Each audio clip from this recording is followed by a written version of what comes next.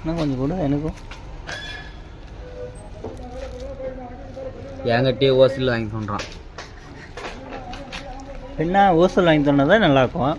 நானே ஒரு ஓசல் இல்லை என்கிட்ட ஒரு யாருக்குள்ளேயுவேன். சரி அங்கே பாடப்பியா பஸ்ஸுலேருந்து களைக்குருவியாக வருதுடா. கோயிலே பார்த்து சளிச்சு போச்சு. நம்பூர் பொண்ணுல பார்க்கறதுக்கு நம்மளுக்கு பிடிக்கல, ஆந்திரா பொண்ணுல பார்க்க பிடிக்குது.